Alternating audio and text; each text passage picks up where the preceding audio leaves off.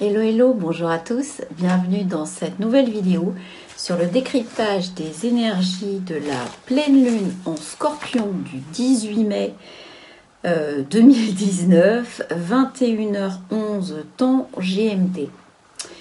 Alors, pleine lune en Scorpion, on sait tous que c'est quelque chose qui va nous amener vers de l'intensité, vers de la vérité, vers peut-être même une prise de conscience de ce qui doit être libéré, délivré, en tout cas ce qui doit être laissé parce que finalement superflu, parce que mort, etc. Et donc qui dit mort évidemment dit qu'on va aller chercher le renouveau dont on a besoin dans le signe solaire du taureau. Donc au programme de cette lune, de cette pleine lune en Scorpion, on va comme d'habitude gérer les aspects génériques de notre pleine lune. Ensuite on va aller regarder les aspects spécifiques. Parce qu'il y a quand même des choses qui sont très très marquées. Encore une fois, on ne sort pas depuis je ne sais pas combien de mois maintenant, mais on ne sort pas de lunes qui sont excessivement fortes et marquées à chaque fois de façon très spécifique sur des énergies particulières. On verra évidemment les fuseaux horaires. On verra ensuite la numérologie qui encore une fois va scinder le monde en deux, entre guillemets, ceux qui auront la pleine lune le 18 mai et ceux qui auront la pleine lune le 19 mai, puisque bien évidemment avec un temps GMT à 21h11 on a encore des GMT plus 2 comme nous à Paris, en Europe et dans toute la bande à 23h. Voilà. Mais après, évidemment, on va partir sur du 19 mai et donc on va essayer de voir un petit peu ce qui est au niveau de la numérologie, ce que ça va nous donner, puisque effectivement ça nous donne deux types d'énergie qui sont bien ciblés sur finalement deux hémisphères. Une fois qu'on aura fait ça, on va s'attaquer à la troisième partie. Cette troisième partie, en fait, moi, j'insiste lourdement, mais parce que je le sens un peu comme ça, sur cette problématique de la lune noire en Poisson. J'en démords pas, il y a quelque chose qui m'interpelle jusqu'à sa conjonction avec Neptune. Et finalement, j'ai été chercher dans les rétrospectives des anciennes pleines lunes, des anciennes lunes noires en Poisson. Et vous allez voir, c'est troublant. Il y a certaines choses qui sont assez troublantes puisque on va voir les matérialisations que ça a apporté. Donc on a une première phase de lune noire en Poisson de fin 2010-2011. On a 2001, 1992-1993. Donc vous allez voir, je vais aller regarder ce que ça nous avait rapporté à chaque fois comme type d'histoire, puisque la lune noire en Poisson, on est évidemment sur du collectif un peu magique, un peu ésotérique, un petit peu impalpable et parfois inexplicable. En fait, à notre niveau, hein, j'entends. Il y a aussi beaucoup de climatique avec cette lune noire, puisqu'elle est évidemment très reliée à l'eau. Allez, on fonce dans les aspects génériques de notre pleine lune en Scorpion. Alors une pleine lune en Scorpion, on est dans un axe évidemment taureau, enfin Scorpion-taureau plus exactement, donc on va être en miroir, donc l'aspect du Scorpion va venir éclairer finalement le côté que positif du taureau et va lui donner ce cycle de vie, de mort et de reconstruction. Donc il y a toujours dans cette pleine lune en Scorpion des questionnements sur ce qui doit être surmonté, sur ce qui peut être surmonté, sur finalement le sens de la vie qui est incarné par le Taureau. Donc en fait, ça peut aussi poser questionnement sur notre façon de voir la vie en fait. Comment est-ce qu'on... Il n'y a pas que le sens de la vie, il y a tout ce qui va être de l'ordre des valeurs également, des valeurs et de l'incarnation de ces valeurs dans le matériel en fait. Hein. On est sur quelque chose qui est là-dedans. Alors la lune en Scorpion, elle va donner évidemment un quota d'émotions qui peuvent être super tourmentées. Hein, on va pas se mentir. Il y a beaucoup de force psychique là-dedans. Il y a beaucoup de charisme dans une lune en Scorpion. Il y a beaucoup, on s'impose, on va aller... on est parfois même la proie de ses propres émotions. C'est-à-dire que c'est tellement intense qu'on n'arrive même pas à en sortir soi-même. Il y a un truc comme ça. En tout cas, il y a cette recherche d'intensité avec le Scorpion qui... Et ce côté du signe fixe qui va, et qui lâche rien en fait. Et donc, on est devant une quête de vérité, même si elle doit aller chercher des émotions et des hauts le cœur qui sont parfois même peut-être dangereux pour le psychisme hein, qu'on peut avoir et qui peuvent engendrer une certaine souffrance même psychique. Hein. La lune en Scorpion, ouais, il y a une espèce de torture mentale qui est là-dedans, qui creuse, qui va jusqu'au bout, dans le détail, et qui va aller chercher finalement ce qui ne va pas, pour aller vraiment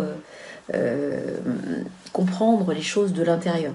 Alors, il y a aussi une exigence hein, avec le Scorpion qui va nous amener à penser que finalement on n'arrive pas à se suffire de notre quotidien. Notre quotidien, il ne nous paraît pas chouette, pas adapté, plutôt déprimant. Hein. Donc il y a ça aussi, on n'arrive pas à aimer ce qu'on a, on n'arrive pas à... Finalement, on n'arrive pas à aimer ce qu'on a, ouais, puisque c'est le Taureau qui est en face et qu'on est censé aimer ce qui est déjà là. Bon, cette exigence, elle peut aussi se basculer dans les domaines affectifs. Donc là, on a de la jalousie, de la possessivité, des choses comme ça, qui peuvent devenir assez vite problématiques hein, dans les relations. Le Scorpion, il va, de par sa quête d'exigence personnelle aussi, là-dedans, on va peut-être avec ses émotions de cette pleine lune, on va être tenté mais peut-être sans s'en rendre compte, de pousser les autres, on peut les pousser au-delà de ce qu'ils souhaitent en fait. Hein. Donc il faut se méfier parce que on peut avoir un retour de flamme qui peut être... Donc il y a une histoire aussi de rivalité, ou je ne sais pas comment traduire ça, mais c'est un petit peu l'idée d'avoir le dessus en fait. Donc on peut rentrer avec les énergies de cette pleine lune en Scorpion, on peut rentrer dans des conflits où finalement il y a des gens qui essayent d'avoir le dessus sur nous. Quoi. Ouais, ça peut être un truc comme ça. Ouais, c'est ça, on a du mal à être à sa place et voilà. Il y a un truc aussi, c'est que le Scorpion, cette lune en Scorpion, elle va aller chercher ce que les autres veulent cacher. Et donc, on va avoir tendance à soulever des lièvres, finalement, que même si on n'avait pas conscience du truc, là, d'un seul coup, le truc louche va apparaître. D'accord ? Et on va aller le chercher. Donc on va vraiment creuser et c'est ça qui va poser un certain nombre de problèmes à un certain nombre de gens. Hein. C'est très clair que c'est cette énergie-là.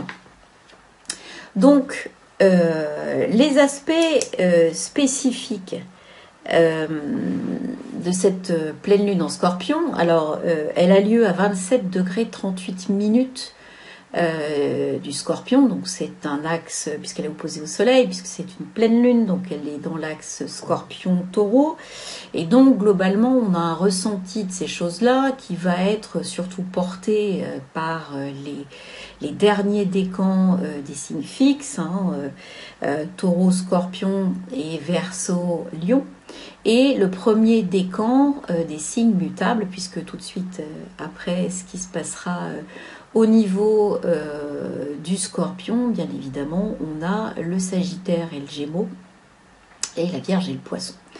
Donc, on va avoir, je dirais, une certaine... ça touche beaucoup de monde, du coup. Nos pleines lunes en fin de cycle, finalement, elles touchent un maximum de gens. Cette pleine lune, elle a... déjà, la lune est opposée au Soleil, qui lui-même conjoint à Mercure. Donc cette conjonction à Mercure en Taureau du Soleil, ça donne un esprit très concret, très pratique, très terrien en fait, on a la possibilité vraiment d'être manuel, de faire de la sculpture, des choses comme ça. Donc on est vraiment très ancré dans la matière. Le mental, il est vraiment conçu pour fonctionner avec la matière. C'est ça que c'est là-dedans qu'on est. Donc opposé lune, c'est-à-dire opposé à la gestion de nos émotions en Scorpion, ça veut dire qu'en fait on est coupé de nos émotions, parce que les émotions qui vont être un petit peu peut-être torturées, qui vont essayer d'aller chercher des choses pour lesquelles on n'est pas forcément prêt dans le concret à remettre en cause nos acquisitions. Finalement. Donc nos émotions tortueuses vont heurter ce mental concret. D'accord ? Ça veut dire que aussi, on peut avoir des situations où on est globalement en train de gérer une matière de façon tout à fait sereine et dans les clous, et que d'un seul coup, on a un haut-le-cœur qui vient nous montrer que finalement, ce qu'on fait est sous un autre angle, et d'un seul coup, on se rend compte que c'est plus valide. Oui, mais on va avoir du mal donc, puisque il y a quand même une option taureau là-dedans, donc mes petits taureaux, allez, bouchez-vous les oreilles, mais il y a quand même un petit peu d'être têtu là-dedans. Donc on peut résister à ce que vient dire l'émotion, l'émotionnel, en étant un petit peu ancré dans notre mental taureau, et de ne pas vouloir finalement qu'on nous emmerde dans ce qu'on a fait, dans notre concrétisation matérielle. Alors, on a, en plus de cette logique, on a quand même en plus quelque chose qui vient nous amener, nous renforcer notre mental terrien, qui est un trigone de Saturne rétrograde, Pluton rétrograde et le Dune Sud. Notre verrou triplette infernale, qui ne bouge pas, et qui, le tour rétrograde en Capricorne, donc évidemment fait un très bel aspect au Soleil et Mercure, et à la Lune, et donc on voit que les vieilles institutions nourrissent finalement ce schéma, et nourrissent aussi cette concrétisation, ce mental concret. Donc on est sur le fait de stabiliser vraiment ce qui a été généré au niveau matériel, d'essayer de relâcher la pression. On a des actions des vieilles institutions qui sont toujours en cours et qui sont portées par quelque chose de positif, parce qu'elles finalement, c'est comme si elles devaient aller jusqu'au bout et agir quelque part. D'accord ? On est sur quelque chose qui va agir, qui va être qui demande à finaliser l'action. D'accord ? Alors, ce Mercure conjoint Soleil, il a une première alerte, je dirais, à ce schéma doré qui est nourri par les vieilles lunes, entre guillemets. Il est carré à la lune noire, à notre lune noire en Poisson. Alors, on voit bien que quelque part, on s'accroche, comme ce que je disais la dernière fois, on s'accroche vraiment à notre concrétisation matérielle, mais on sent bien qu'il y a quelque chose qui pousse derrière et qui est énergétique, qui n'est pas forcément super maîtrisable, et qui pousse, qui pousse, et qui, finalement, on se retrouve à être paralysé dans notre logique de concrétisation parce que il y a quand même quelque chose de très anxiogène qui arrive. D'accord? Donc voilà, il y a une espèce de truc de fond qui arrive avec cette lune noire en carré à la lune et à Soleil-Mercure qui dit bah moi c'est très simple, je vais vous foutre la grouille dans vos beaux projets. Mais ça va être insidieux. Vous n'allez pas le voir complètement apparaître tout de suite. Vous allez vraiment déguster et puis vous allez vous en rendre compte, mais beaucoup plus tard. Pour preuve, ce Soleil, Mercure et la Lune, ils sont donc cette lunaison, elle est sextile et trigone à Neptune en Poisson. Donc on est d'accord que non seulement on a le verrou des anciennes institutions qui viennent finalement nourrir notre mental concret, mais en plus on a ce roi de l'enfumage qui vient faire un brouillard d'eau pour protéger tout ça, ce qui fait que donc il y a des choses de la matière qui se concrétisent, etc., qui ont l'air d'être portées, qui ont l'air d'être pérennes, mais en fait qui ne le sont pas. Qui ne le sont pas, mais on ne le voit pas. C'est ça que ça veut dire. Alors, ça veut dire que réellement, on a, surtout que Neptune, il est évidemment toujours conjoint à son ami l'astéroïde Karma, ce qui en fait un duo assez sympathique. Et donc, eux vont réaliser un brouillard d'eau, un brouillard de petites gouttelettes qui va nous empêcher évidemment de comprendre finalement où se situe la vraie matière. Il y a ce truc de fond qui arrive avec la lune noire, il y a ces anciennes institutions, ces anciennes énergies, ces anciennes ces constructions qui continuent à apparaître, d'accord, en imagerie, c'est-à-dire que c'est comme si vous aviez une projection de cinéma en fait.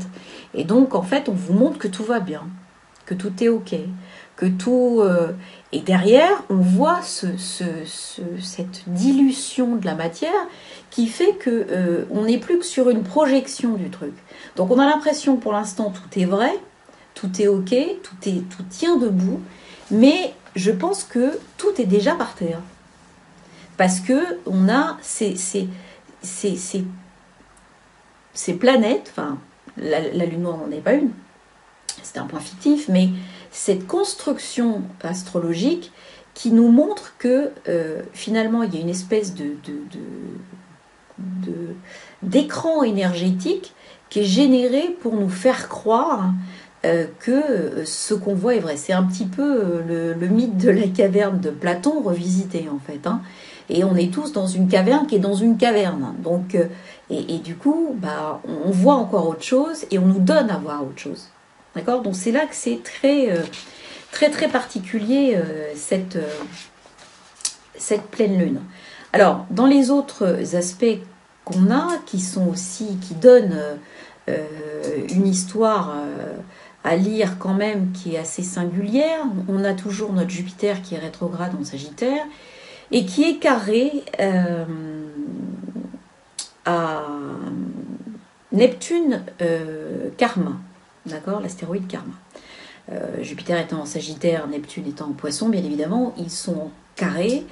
Et donc là, clairement, ce Jupiter rétrograde qui symbolise quand même l'État, qui symbolise l'autorité, qui symbolise finalement ce qui est élevé dans la société, ce qui symbolise aussi la foi. Finalement, il y a quelque chose qui vient se heurter entre la foi d'État, on va dire, c'est-à-dire ce qu'on nous donne à croire, hein, et la spiritualité intérieure qui résulte finalement du travail de chacun. Voilà, donc il y a, même si la foi et la spiritualité, je ne les oppose pas, hein, attention, c'est pas ça, c'est que je veux vraiment donner l'idée qu'il y a une construction presque religieuse, en tout cas d'adoubement à une autorité de la part de la société, et ça c'est représenté par Jupiter rétrograde. Alors évidemment c'est tout ça, c'est en train, ça participe aussi du fait que c'est fragilisé. Et carré Neptune, donc on est toujours dans cette idée de c'est quoi la foi par rapport à la spiritualité intérieure, et surtout quel est l'enfumage qu'on est en train de générer pour pouvoir faire passer quoi finalement. D'accord ? Alors on est toujours dans cette optique de Jupiter qui est encore rétrograde, opposé plus ou moins assez largement à Mars, qui lui est passé en Cancer. Et donc, on voit qu'il y a une espèce de...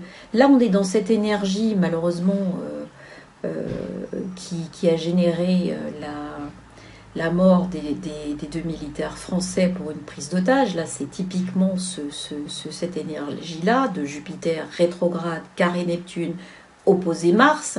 Là, on a vraiment une incompréhension totale de ce qui a pu se passer, avec plein de choses qui ne sont pas dites, avec un ratage. Et je rappelle quand même que le thème de M. Macron comporte un élément particulièrement important qui de toute façon va le garder verrouillé, qui est son Mars natal rétrograde, qui fait que quand on a une planète d'action militaire karmique, c'est-à-dire qu'elle est rétrograde, c'est-à-dire qu'on a une dette dessus, chaque fois que vous utilisez cette notion-là dans le sens où vous l'avez déjà mal utilisée, eh bien ça vous revient à la figure. Donc de mort, on ne peut pas dire que ce soit lui que ça revient à la figure, mais malgré tout, son action est porteuse de mort à chaque fois.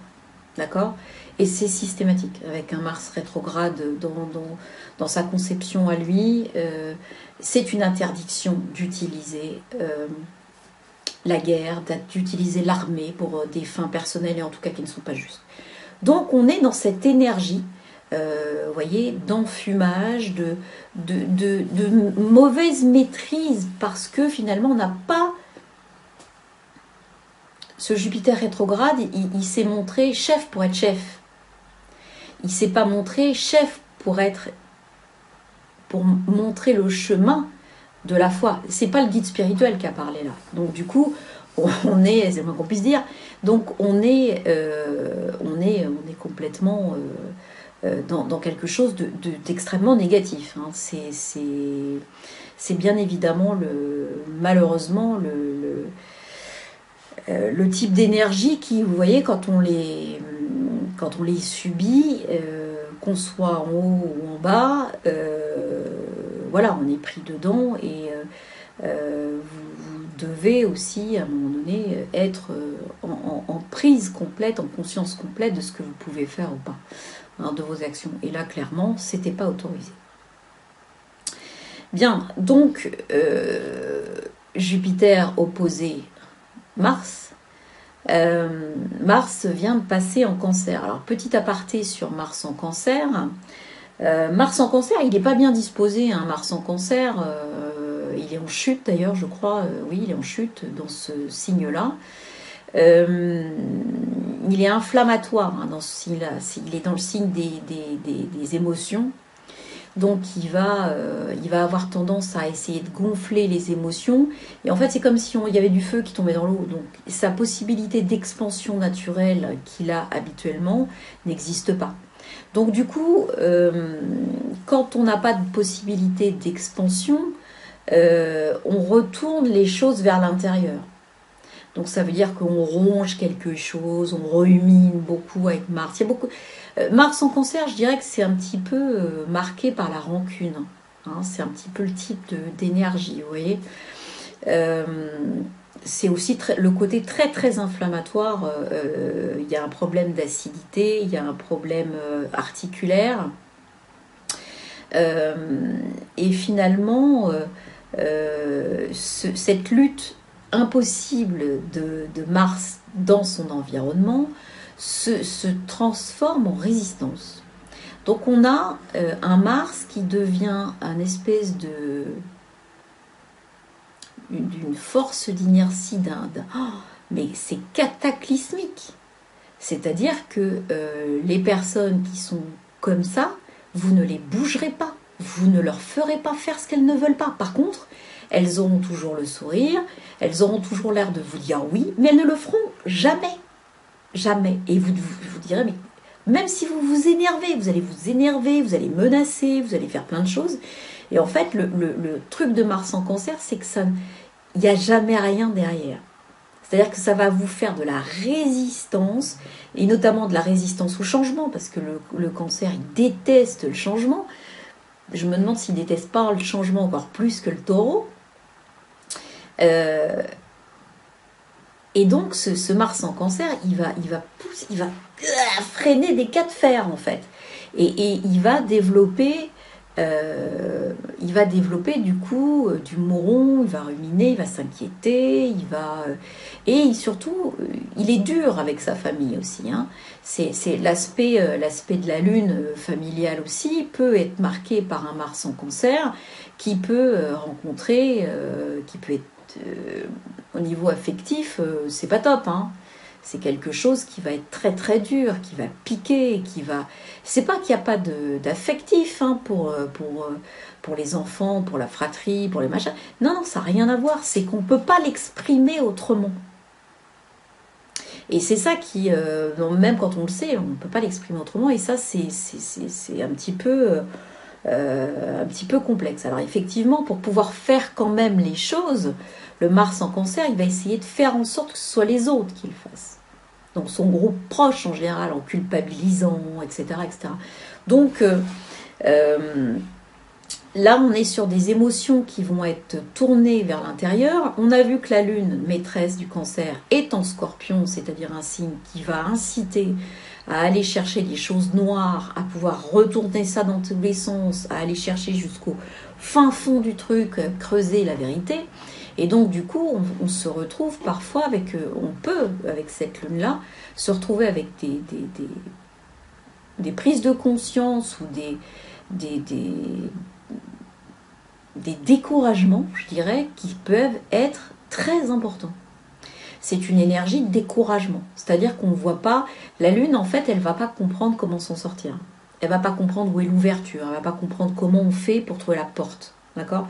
Donc, et du coup, ça va amener à un besoin de sécurité affective. Le Mars en Cancer, en fait, pourquoi il fait tout ça ? C'est parce qu'il a besoin de sécurité affective.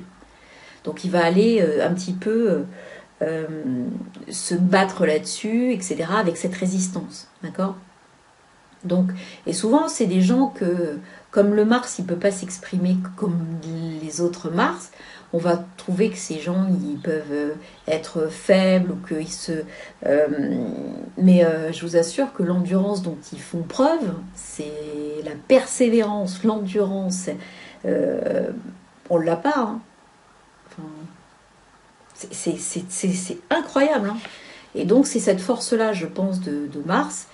Il faut avoir conscience de ça pour ne pas le retourner contre soi, mais de penser qu'on peut aller faire les choses dans l'endurance et résister à des choses qui sont très prenantes pendant très longtemps. Et à ce moment-là, évidemment, l'inertie, lutte de la résistance de Mars s'exprime complètement. D'accord ? Qu'est-ce qu'il a notre Mars ? Eh bien notre Mars, en fait, il est un petit peu chahuté également parce qu'il était avec Jupiter rétrograde, mais il a aussi un carré à Chiron, pas facile à dire, qui est en bélier, hein, le Cancer et le bélier sont en carré. Et donc, effectivement, ce qui accentue le côté compliqué de la guérison, puisque Chiron, c'est le côté un petit peu « je veux guérir mon individualité, je veux guérir mon... » Et là, le carré à Mars fait qu'on a de la difficulté à faire ça, d'accord? On va avoir une espèce de difficulté à pouvoir s'émanciper de sa famille. En tout cas, on va le faire pas de la même façon. Donc on peut avoir des ressentiments au sujet de certaines personnes de la famille, puisque finalement on a l'impression qu'ils nous empêchent de nous libérer et de nous guérir. Hein. Il y a une idée comme ça là-dedans, dans cette énergie-là. Finalement, puisque de l'autre côté c'est Jupiter rétrograde, donc c'est l'image du père aussi. Donc on est dans quelque chose où finalement l'autorité masculine et ouais, c'est ça, c'est l'autorité qui s'imprime trop dans la famille empêche l'individu d'acquérir son indépendance propre et sa pleine mesure de son autorité naturelle propre, mais dans le bon sens du terme. Hein. Donc voilà, c'est ce type d'énergie qui est à ce niveau-là. On a également Mars qui fait un trigone à notre lune noire en Poisson. Donc ici, on a Mars, c'est quand même l'action sourde et la résistance, on vient d'en parler. Mais notre lune noire, c'est quand même la revendication des misérables, entre guillemets. D'accord? C'est-à-dire de ce qui est social. En général, une lune noire en Poisson, on va faire vous allez le voir d'ailleurs, c'est des réformes sociales, des réformes des retraites, des réformes de tout un tas de choses sociales. Puisque le Poisson, c'est ça, hein, c'est l'humain. Mais c'est l'humain dans sa dimension pleine.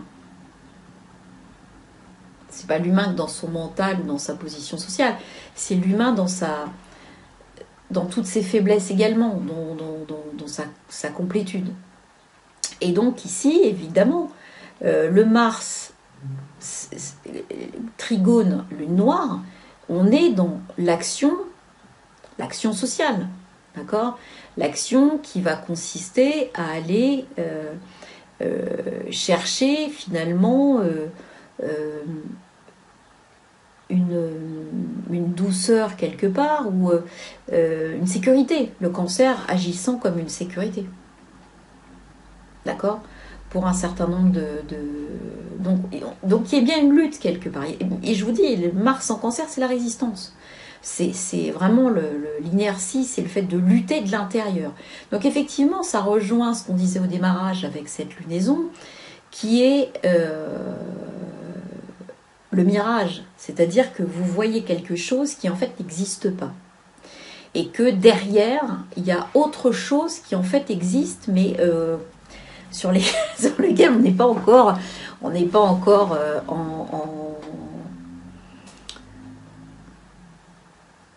en fréquence, quoi. Il y a un truc sur lequel on n'est pas encore en synchronisation, en fait.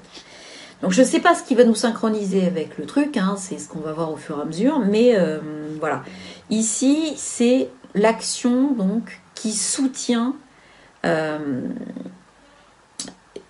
Il y a ce qui peut être flou ou anxiogène aussi.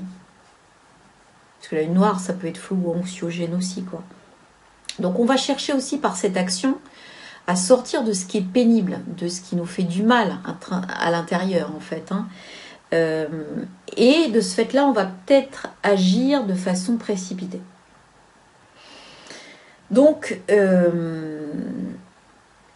ça peut être aussi, comme il y a quand même pas mal de choses karmiques autour de cette lune noire, ça peut être aussi la réminiscence d'un ancien acte familial, une ancienne action familiale ou sociale ou qui est liée aux femmes ou aux enfants qui était positive. Et donc on va nous resservir ça pour voir comment on va gérer ça. Ça peut être aussi, le Mars qui est en cancer peut vouloir aussi sortir de ce flou-là, sentir que, évidemment, on est dans un mirage et essayer d'attraper quelque chose qui ne l'est pas. Ça peut être, voilà, on avait le thème de Louis XVI, je crois qu'il était la lune noire était opposé à Mars, et donc on est en pleine idéologie quelque part. D'accord, il y a une lutte pour une idéologie voilà. Donc là, on n'est pas dans cette lutte pour l'idéologie, on est dans quelque chose qui nourrit l'idéologie. D'accord, puisque c'est un trigone, c'est un aspect positif. Et oui. Autre aspect intéressant, on a toujours cette lune noire. Je vous dis, elle distribue les cartes en ce moment, depuis qu'elle est rentrée en Poisson. Et elle est en sextile à la conjonction Vénus-Uranus. Donc, Vénus-Uranus étant également sextile à Mars, il peut y avoir des coups de foudre ou des découvertes familiales ou des rabibochages familiaux sur de nouvelles bases ou des remises en route relationnelles sur de nouvelles bases, effectivement, familiales. Voilà, il y a une espèce de regroupement d'anciennes familles, d'anciennes âmes, d'anciennes, qui se matérialisent et qui se fait au niveau quantique d'abord, hein, avant de se... puisqu'on a vu que la matérialisation avec notre Soleil Mercure en Taureau, finalement, ça génère de la matière noire, enfin de la matière qui n'existe pas en fait. Et donc ce qui existe mais qui n'est pas encore matérialisé existe au niveau quantique et se reforme d'abord au niveau quantique, comme ce qu'on voit ici au niveau relationnel entre Vénus-Uranus, sextile Mars, et qui est alimenté aussi par un sextile Lune noire.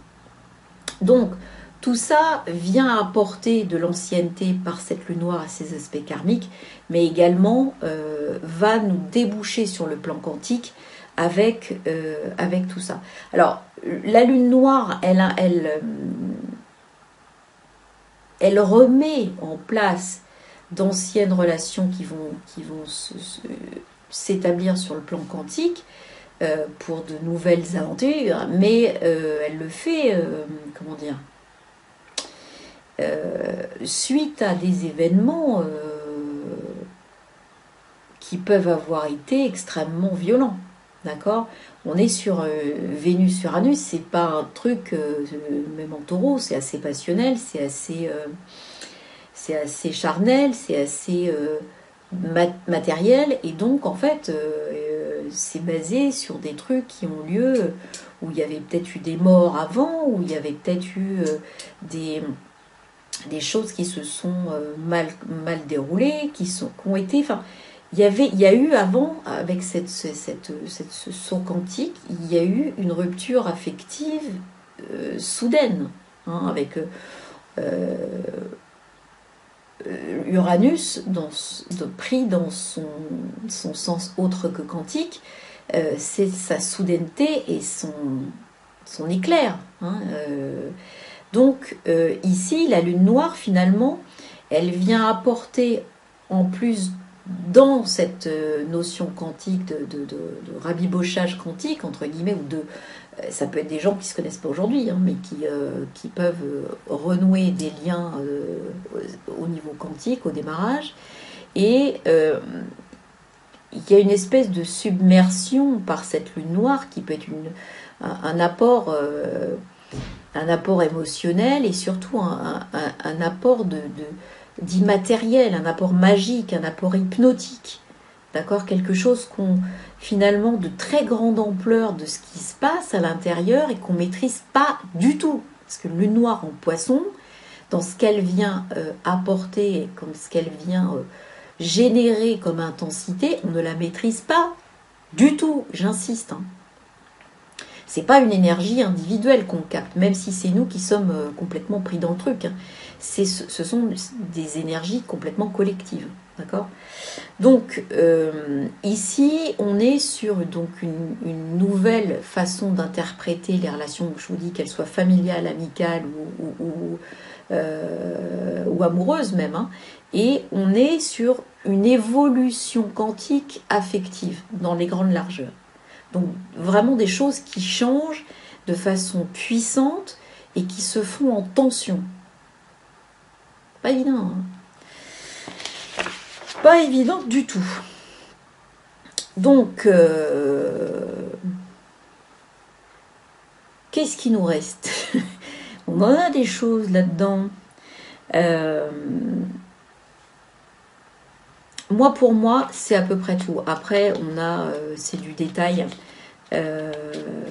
qui peut faire la différence, hein, j'entends bien, mais bon, on va pas non plus aller trop loin.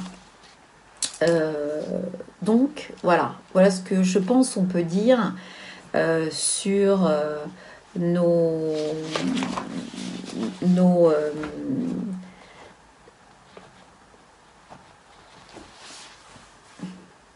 aspects spécifiques. Il y a vraiment quelque chose qui nous amène à une espèce de... Vraiment, et c'est pour ça qu'il y a bon nombre de gens ont cette impression qu'il n'y a rien qui bouge, que tout est comme suspendu par Et effectivement, c'est vrai. Les énergies, effectivement, c'est ce qui apparaît. Il y a un truc qui est suspendu, on voit quelque chose qui en fait n'existe déjà plus, etc. Voilà, donc on va maintenant faire les fuseaux horaires. Alors les fuseaux horaires, je vais commencer par le GMT plus 2, donc Paris, l'Europe, le Maghreb. On a un ascendant donc, qui a lieu à 23h11, hein, on vous l'avait dit. Ascendant 18 degrés 23 minutes Sagittaire, donc il est conjoint à Jupiter rétrograde. Ici, on voit bien que le focus qu'on nous montre, hein, qu'on nous jette en pâture avec cet ascendant, nous dit regardez du côté de l'État, regardez du côté de l'autorité, regardez du côté de ce qui est le chef, de ce qui est l'enseignant, de ce qui est l'avocat, de ce qui est... Voilà. Et regardez le combat, puisqu'on a Jupiter qui est opposé à Mars et qui est toujours carré à ce Neptune. Alors, évidemment, Jupiter est donc en maison 1, Mars est en maison 7, donc c'est les partenariats qui sont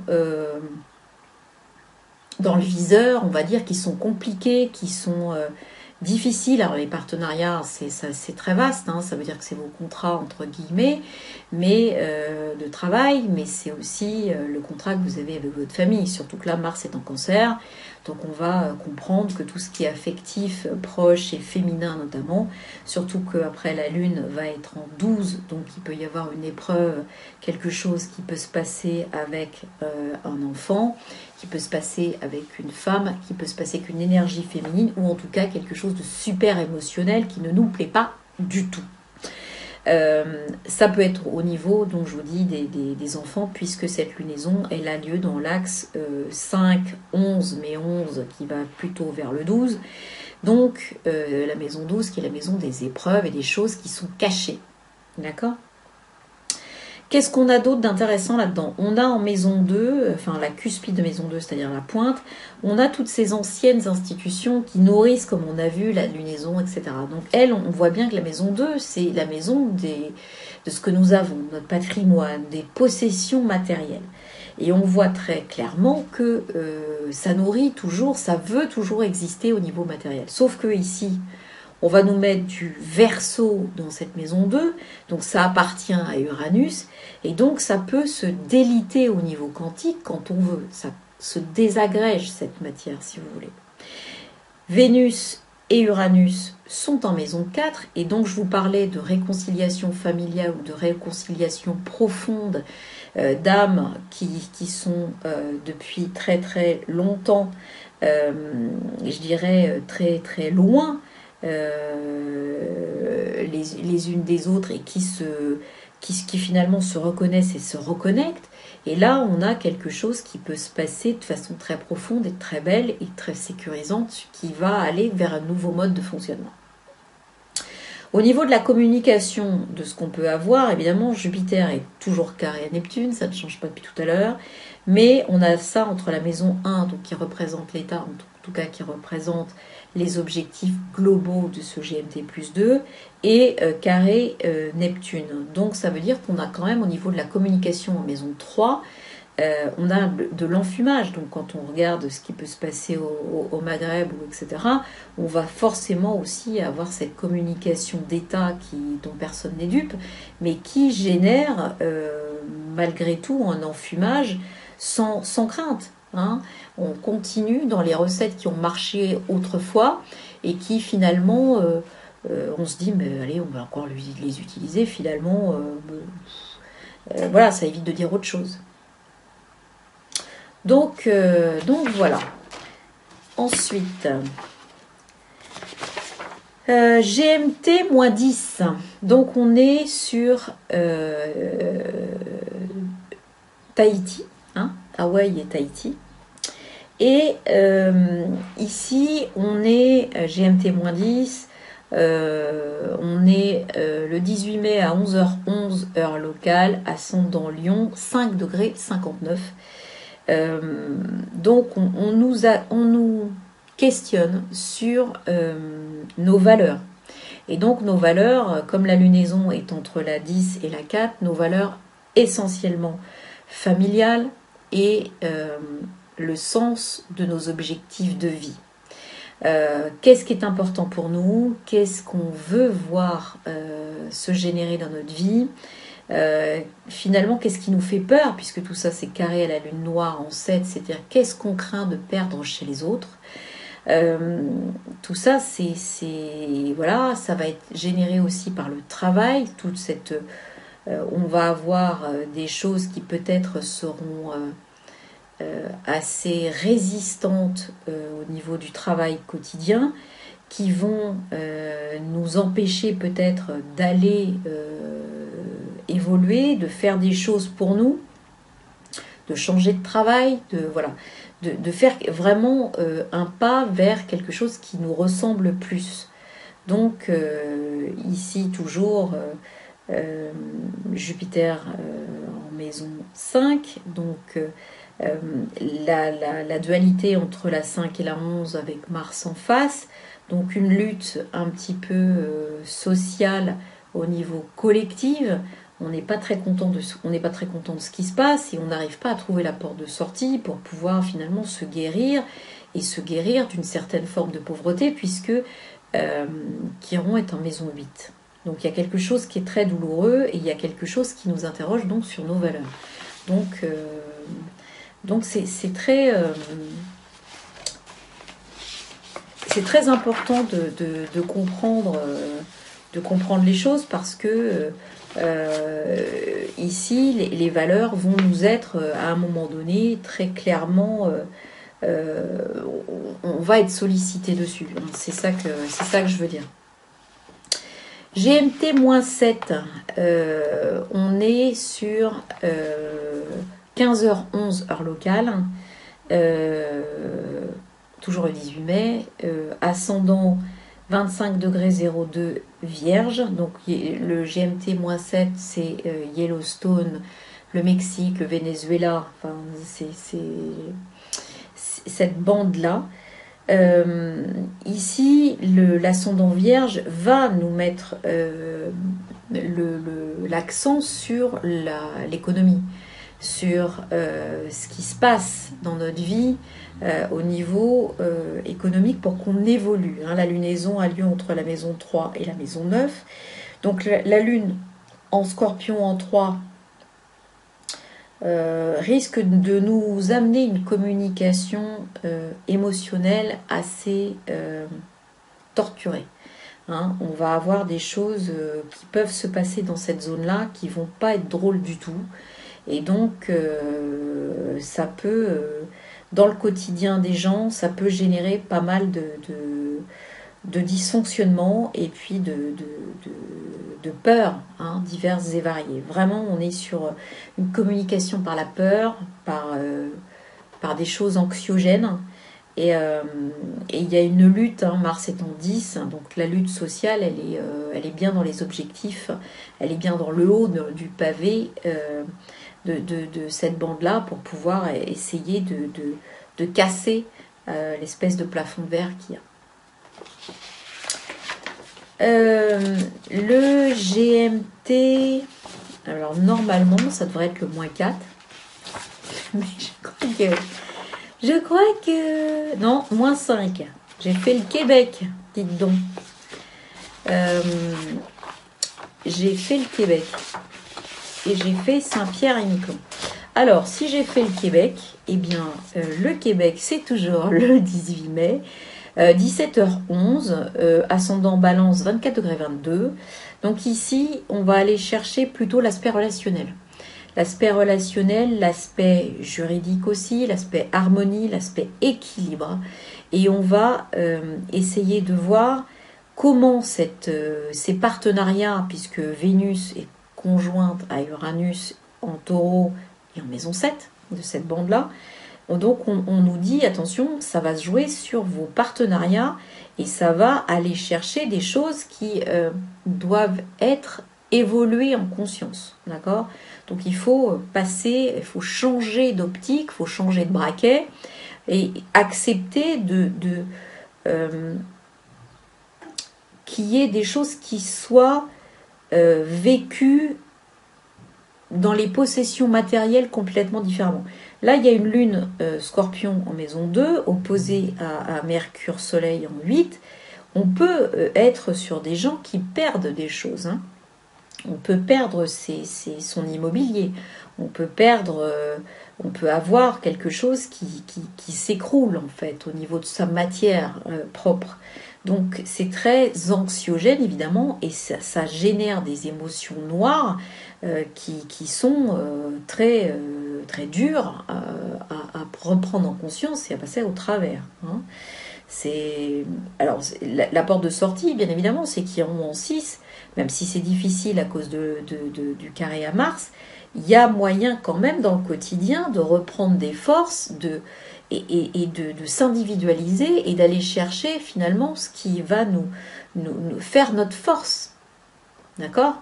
Peut-être que ce Mars, il va dire, allez, pour que j'évolue, il faut que je reste dans une espèce d'introspection, que je râle pas tout de suite. Mais ensuite, je vais pouvoir râler et force 12. On est d'accord ? Voilà. Fort-de-France, ça doit être la Martinique. Ouais. Martinique et Guadeloupe. Donc, on est sur un donc GMT-4. Ascendant Scorpion, 11h18. Non, 11 degrés 18. 11 degrés 18. Scorpion, ce qui nous fait une lune en maison 1. Et donc, très nettement, certainement des possibilités d'avoir des situations émotionnellement fortes qui vont être générées avec pour autant des communications institutionnelles avec Saturne, Pluton, le Sud en 3 qui passeront pas. D'accord ? C'est-à-dire qu'on communiquera sur rien du tout, même si les choses sont justes, etc. Vous pouvez aller vous faire voir, il n'y aura rien de rien, sauf qu'on va peut-être même trafiquer les choses pour donner l'impression que ce Jupiter rétrograde qui est en 2 se plaît toujours et est toujours capable de générer de l'argent. Alors attention, il peut y avoir dans cette zone-là l'État, des gens qui perdent de l'argent. D'accord ? Il peut y avoir une espèce de service de l'État qui s'écroule complètement. D'accord ? Il peut y avoir une lutte de ça, il peut y avoir quelque chose qui est attaqué à ce sujet-là. On attaque l'État, on attaque l'argent de l'État, on refuse de se laisser faire sur quelque chose qui finalement commence à nous les briser menu. Saint-Pierre-et-Miquelon. Saint-Pierre-et-Miquelon. Donc on est toujours le 18 mai. GMT-2, ascendant 5 degrés 17, Scorpion. Bon, c'est bizarre. C'est bizarre parce que mon autre ascendant avant, il était plus... Je ne sais pas pourquoi il me fait ça. Donc globalement, c'est exactement le thème que je viens de décrire pour la Martinique. D'accord? On reprend les mêmes aspects. Donc je vous laisse aller voir 2 minutes plus tôt. On va passer au GMT plus 4, qui est la Réunion. Coucou mon ami Naïd. Là, on passe au 19 mai. D'accord? 1h11 du matin, ascendant 10 degrés, 52 minutes, Poisson. Donc là, on a un lien avec l'eau qui est phénoménal. D'accord? On a un lien avec, évidemment, ses conjoints Nessus. Donc Nessus, vous connaissez tous maintenant avec moi, c'est la trahison par excellence. C'est le cadeau empoisonné par excellence. Hein. C'est vraiment le bon ami, le Judas. Il ne devrait pas s'appeler Nessus, il devrait s'appeler Judas. Mais il s'appelle Nessus. Hein. Donc, mais le principe est le même. Donc, il y a une histoire de trahison dans les clous à suivre, hein, voir comment ça se matérialise. En tout cas, au niveau collectif, on a Nœud Sud, Pluton, Saturne, tous rétrogrades, qui tiennent le collectif. C'est-à-dire que je pense qu'il y a des choses qui voudraient bouger aujourd'hui là-bas, mais c'est complètement verrouillé. C'est complètement verrouillé. Et il va y avoir quand même on va essayer de communiquer, on va essayer de modéliser des portes de sortie. Voilà, en tout cas, il va y avoir, je pense qu'il y a une action assez forte de l'emprise de l'État, de l'emprise de l'autorité, de l'emprise des institutions sur cette bande-là, en fait, hein, pour pouvoir continuer à maîtriser sa matière à lui. C'est assez impressionnant. Le GMT plus 9, qui est donc Tokyo, ou l'Indonésie, c'est le Japon, l'Indonésie. Ici, on est toujours le 19 mai, 6h, 11h locale, et là, on est à 22 degrés, 24 minutes Gémeaux. Alors ici, on a clairement des choses qui sont complètement cachées. Par contre, au niveau... il y a des choses qui sont exprimées de façon assez violente. Hein. Il y a des luttes, on tient tête à des gens qui ont du pouvoir, on ne se laisse pas influencer, et même s'il y a une espèce de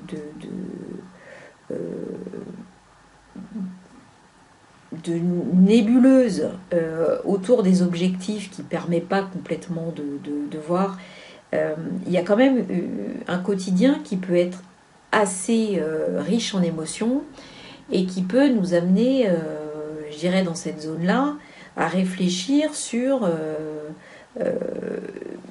du quotidien qui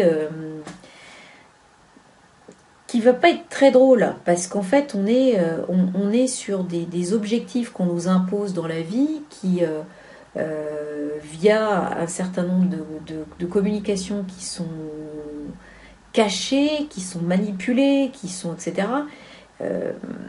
Voilà, et le collectif s'en rend compte. Voilà, il y a quelque chose au niveau de cette zone-là où le collectif se rend compte que finalement on lui bassine des choses qui doivent être dissoutes en fait, complètement. D'accord ?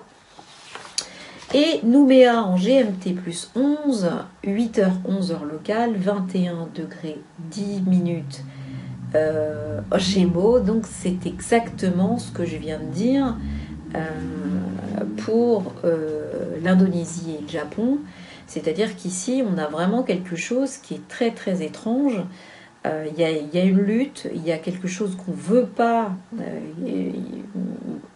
que les institutions ne veulent pas laisser, parce qu'elles sentent qu'elles sont quand même extrêmement fragilisées. Donc on met en place une espèce de fumée qui empêche de voir où on est. On a quand même très peur de l'avenir et de ce qui pourrait nous arriver.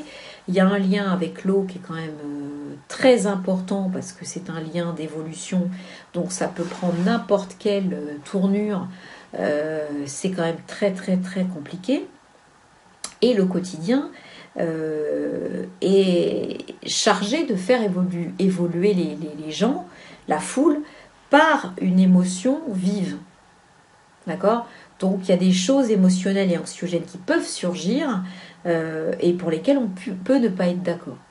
D'accord? C'est ça en fait le fond de ces énergies, de ces énergies-là. Voilà, donc ça, c'est les fuseaux horaires. Maintenant, la numérologie. La numérologie, donc on a dit que le 18 mai, c'est une première hémisphère qui a cette lunaison-là. Donc au niveau numérologique, on va avoir le 18 mai qui va se traduire par le calcul suivant, 1 plus 8 plus 5 plus 2 plus 1 plus 9, ce qui nous donne 26. Alors je vous renvoie à quelques vidéos que j'avais fait avant sur le symbolisme du 26, qui est un symbolisme compliqué, parce qu'il porte une charge énergétique particulièrement forte. Il se traduit donc par la justice, et cette justice, ici, elle nous demande finalement à retrouver un certain équilibre. On souhaite avoir quelque chose qui va aller chercher cet équilibre, qui va aller aussi remettre de l'ordre. C'est-à-dire qu'il y a un souhait réel que les choses, que justice soit faite. C'est vrai parce que je dis, mais c'est la phrase qui me vient. C'est que justice soit faite. C'est-à-dire que il y a quelque chose, un système, tout ça qui arrive à bout, qui arrive en bout d'évolution, on le sent, et là, cette énergie nous dit, voilà, attention, voilà, que justice soit faite. Alors le het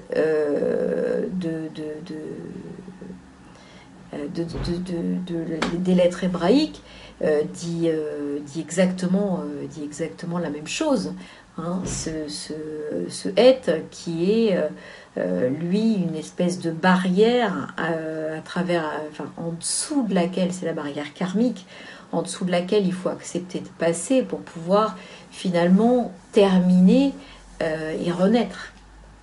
C'est ce qui est très important à comprendre ici. Alors le 19 mai qui suit, lui, il va nous donner, donc si on a eu un total de 26, le 19 mai on a un total de 27, l'énergie n'est pas du tout la même du 27. Malgré tout, il y a une énergie de ce nombre qui va... En fait, c'est un nombre où tant qu'on n'a pas... on a cette alliance du 2 et du 7, donc le 7 de l'indépendance et de la spiritualité, et donc il y a ce passage du 2 qui doit être équilibré en soi-même avec sa propre spiritualité, donc une nécessité d'introspection et d'équilibre de l'introspection et de la foi qu'on va trouver, de la spiritualité qu'on va trouver en soi, pour pouvoir trouver le succès. Mais finalement, c'est un nombre qui est un nombre de création, de réussite, d'affirmation de soi, d'intelligence. Voilà, il est très porteur en fait. Mais malgré tout, au démarrage, tant qu'on n'a pas été chercher à l'intérieur le fonctionnement de notre énergie spirituelle du 7, eh bien, avec ce 2 qui dit « je respecte mes limites et celles des autres », d'accord, eh bien, finalement, tant que cet équilibre n'est pas respecté dans la gestion de notre force intérieure pour nous ramener une certaine paix intérieure, eh bien, ça se matérialise par des difficultés. Alors, le 2 va nous donner des difficultés affectives, relationnelles. Voilà, c'est des conflits à répétition.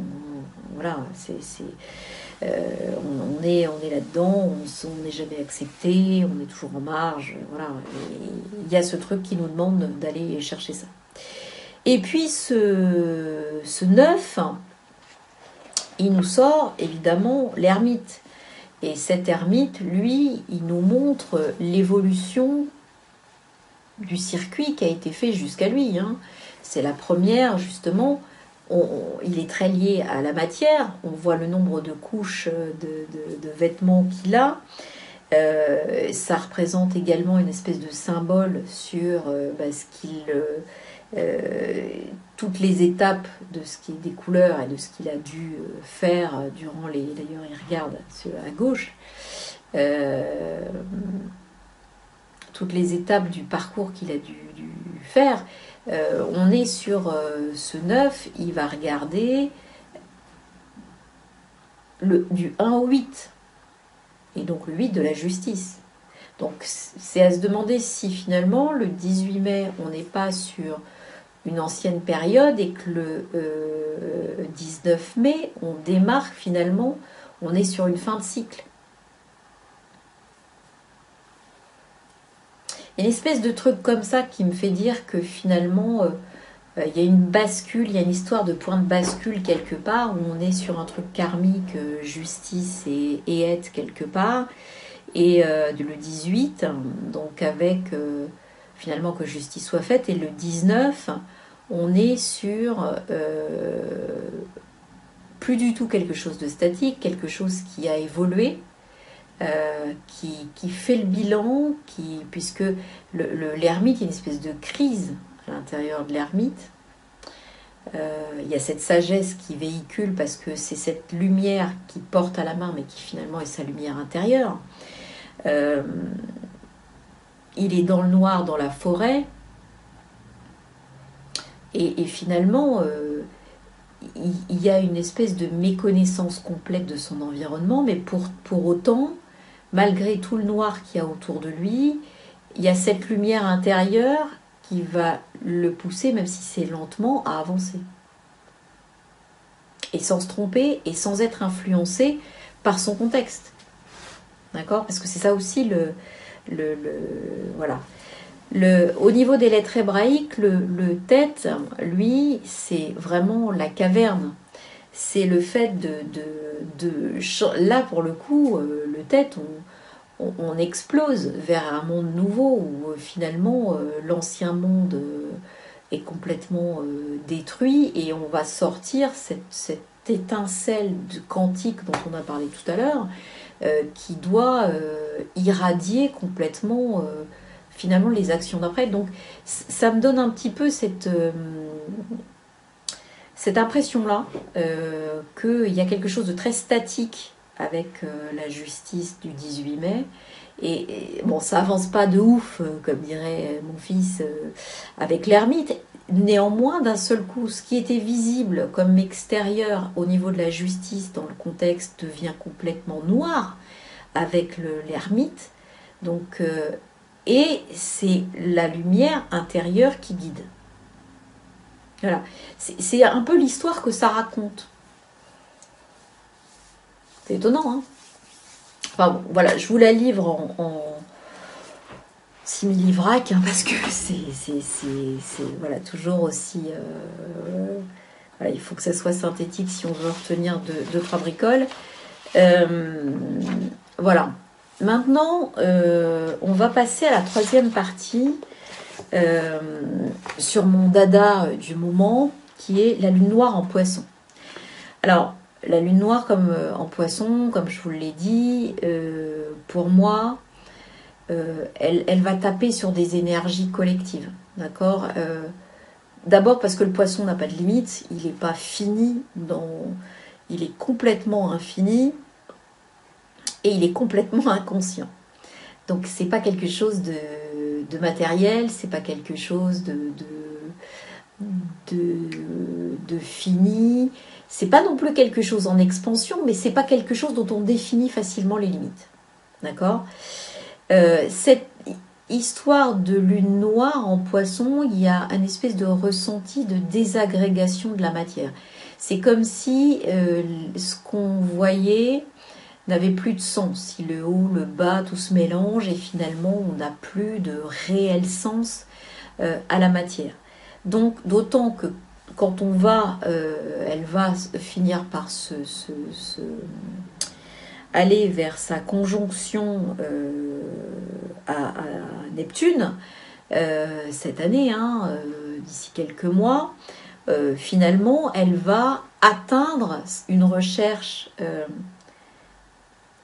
idéologique. Elle va atteindre quelque chose qui va ressembler au merveilleux, à l'irréel, au rêve en fait. Hein. Alors, il faut espérer que ce soit pas le cauchemar. Donc, il y a beaucoup d'imagination, beaucoup de créativité là-dedans. L'alliance des deux donne aussi des choses comme la poésie, les arts, tout ce qui est cinéma, photo, ce genre de trucs qui sont évidemment très privilégiés parce qu'appartenant à ce signe du poisson qui est en plus dopé par la créativité de la lune noire. Et ici, on peut mettre en réalité une dimension qui ne paraissait pas réelle. D'accord ? Par contre, évidemment, comme dans tous les paradis qui n'existent pas, on peut complètement se leurrer, on peut complètement se tromper. Donc, une lune noire en poisson qui peut se lancer sur quelque chose qui finalement n'est pas tout à fait vertueux, on va dire, peut emmener sur de la dérive religieuse, de la dérive sectaire. Il y a une dimension finalement, avec cette lune noire en poisson, d'un groupe, il y a une dimension idéologique d'un groupe qui se trompe. Alors ça, il y en a déjà eu, hein.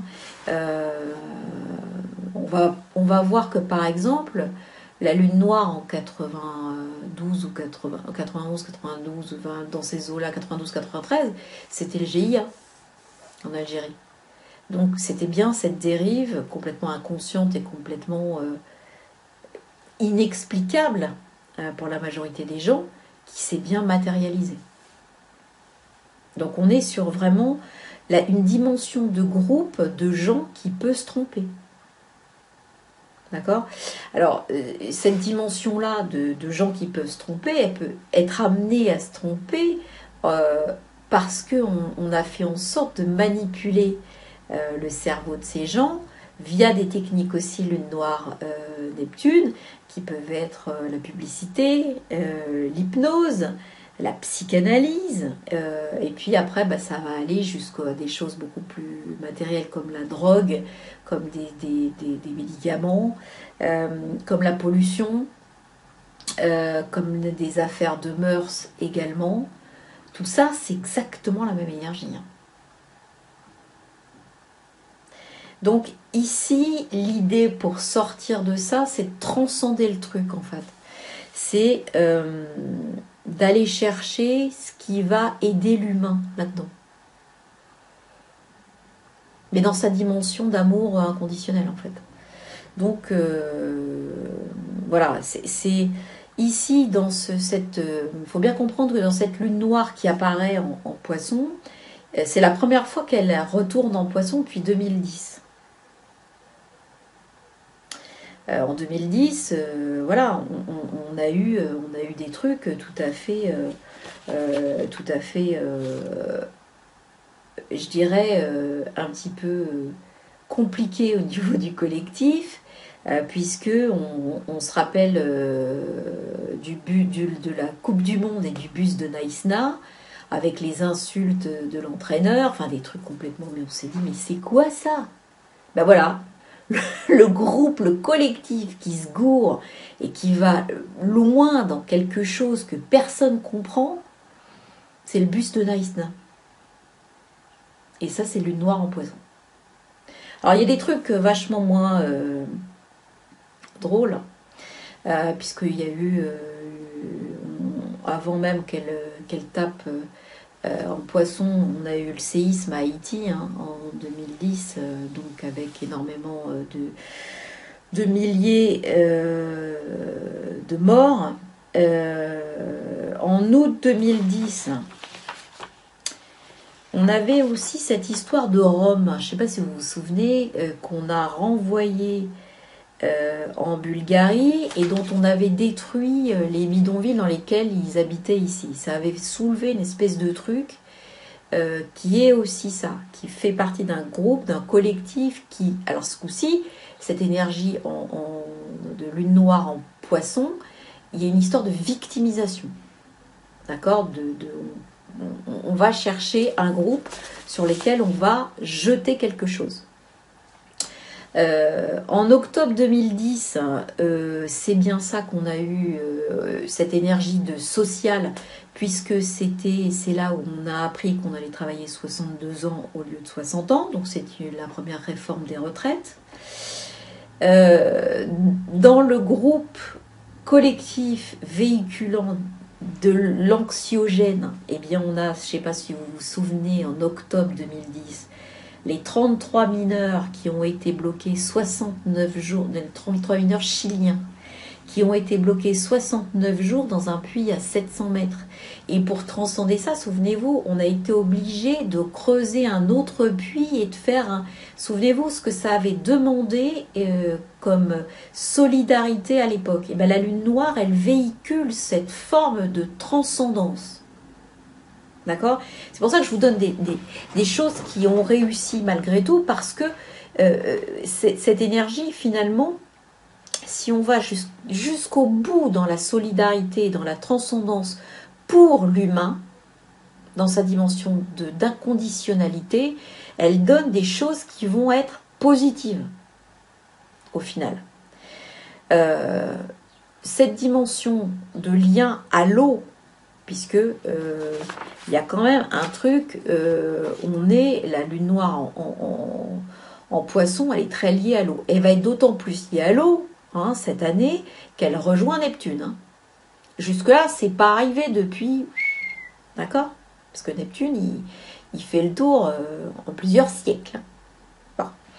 Donc, ici, on est sur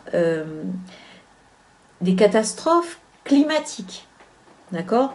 En décembre 2010, on avait, c'est l'hiver où on a eu souvent moins 20 en France, et où on avait même jusqu'à plus de 10 cm de neige dans Paris.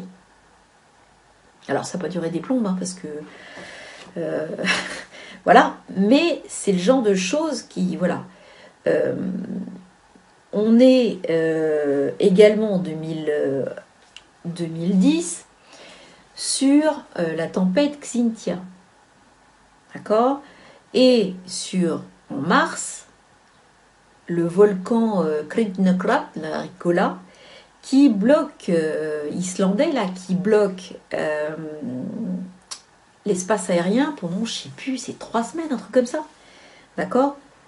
Je vous rappelle qu'en 2010, c'est également la crise grecque. D'accord ? Tout ça, c'est des choses générées par cette lune noire en poisson. Alors, c'est pas que, mais ce collectif avec des frontières qui ne peuvent pas être définies et qui surprend et qui véhicule de l'anxiogène, vous voyez que ça ressemble à ça. 2011, je vous ai parlé d'affaires de mœurs. On a quand même DSK. Toujours lune noire en poisson. On a évidemment toute l'histoire de la Libye qui commence et qui se finira avec la mort de Kadhafi. Et puis, on a Fukushima. Donc, on a vraiment quelque chose qui est très lié d'un côté à un certain nombre de domaines qu'on a déjà vus, et on a quand même un truc indéniable avec le climat. Mais pas que, c'est-à-dire que la lune noire et Neptune peuvent ouvrir sur, je parlais de médicaments, mais qui dit médicaments dit virus et dit maladie. Et notamment maladies infectieuses qui peuvent être liées à l'eau. D'accord ? Il y a quelque chose qui tourne autour de ça, qui tourne autour de la dangerosité de l'eau et du caractère anxiogène de l'eau. Donc forcément, du choléra de quelque part, c'est tout sauf rassurant, on est d'accord. Donc ici, ça nous montre qu'on peut être victime d'une plaie collective qui va également nous renvoyer de façon, je dirais, émotionnelle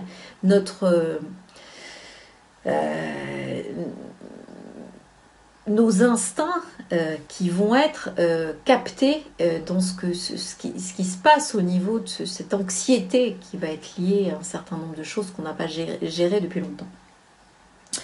Alors toujours dans cette rétrospective, la lune noire en Poisson, en 2001, on avait une lune en Poisson en septembre 2001, et donc en 2001, en septembre, je vous rappelle quand même que c'est le World Trade Center, où là on a bien cette composante collective utilisée pour quelque chose qui n'est pas définissable, qui est très anxiogène et qui a généré des choses en cascade derrière.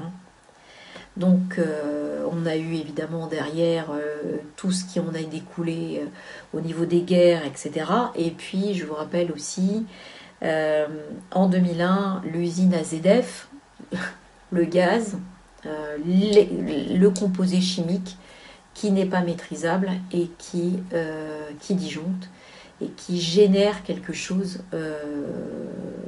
une explosion, qui peut-être se mêle aussi à l'attentat. Enfin, les gens au départ n'ont pas compris pour l'usine AZF. Et d'ailleurs, on ne pouvait pas. C'était tellement le choc du 11 septembre avait été terrible. Donc, en octobre 92, on a une lune noire en Poisson. Et qu'est-ce qui se passe avec cette lune noire en Poisson en 92, fin 92? Eh bien, on a, ça va vous rappeler des trucs, on a Laurent Fabius, Georgina Dufoy et Edmond Hervé qui sont mis en accusation dans le cadre de quoi? De l'affaire du sang contaminé. Et oui, parce que dans ces caractères anxiogènes et liquides, on a le sang. On a le sang. Et d'ailleurs, en 93, le 22 janvier, donc toujours lune noire en Poisson, on a la première journée mondiale de l'eau. Ça ne s'invente pas. Donc, je dirais que aujourd'hui, les énergies qu'on nous met à disposition sont vraiment là. J'insiste, je sais que je suis très lourde avec mes histoires de lune noire en Poisson, mais c'est parce que, encore une fois, le côté anxiogène que ça va générer, compte tenu des rétrospectives que j'ai vues, ça va exister. Donc il faut penser que c'est juste là pour nous rappeler qu'il faut absolument être dans la transcendance de cette zone anxiogène par la solidarité et finalement le soutien à l'autre, de façon inconditionnelle et humaine. Je ne parle même pas d'humanitaire, là, je parle vraiment de l'humain dans sa composante inconditionnelle. C'est-à-dire qu'on devient finalement, on peut même être victime d'un truc et devenir en même temps un soutien aux autres pour arriver à faire que le groupe transcende. Et ça, comme les mineurs chiliens en fait. Voilà, où toute l'intelligence s'est regroupée, où il y a eu la nourriture, les machins, on passait. C'est ça exactement en fait. Chacun a amené sa foi, sa solidarité, son aide, son soutien, ses prières, son énergie à faire que des gens qui n'ont pas plus, c'est des mineurs chiliens quoi. Donc on va dire il y avait le gouvernement pouvait les laisser. Non, ça a transcendé l'humain. Donc c'est ça en fait que cette énergie aujourd'hui, elle cherche à nous amener, elle cherche à nous dire. Donc c'est pas pour autant que ça sera facile. C'est pas du yaka faucon. Mais on est sur vraiment quelque chose qui doit aller chercher, toujours se souvenir que le côté anxiogène est là pour être transcendé. Et qu'en fait, on nous le propose pour qu'il soit pris en conscience et qui nous rappelle l'humain. Parce que effectivement, on est dans une société où l'humain est complètement détourné de son rang, de sa place, de son objectif, et que donc je pense que il n'est plus. Tout ça s'est déclenché pour nous amener une solidarité, pour nous obliger même à la solidarité. D'accord? Donc, même si c'est douloureux, il faut qu'on se souvienne que c'est utilisé pour la transcendance, pour le fait de retrouver nos valeurs, pour retrouver notre essence de qui on est. Voilà, je pense que j'ai fait le tour de ce que je voulais vous dire sur la lune noire en poisson.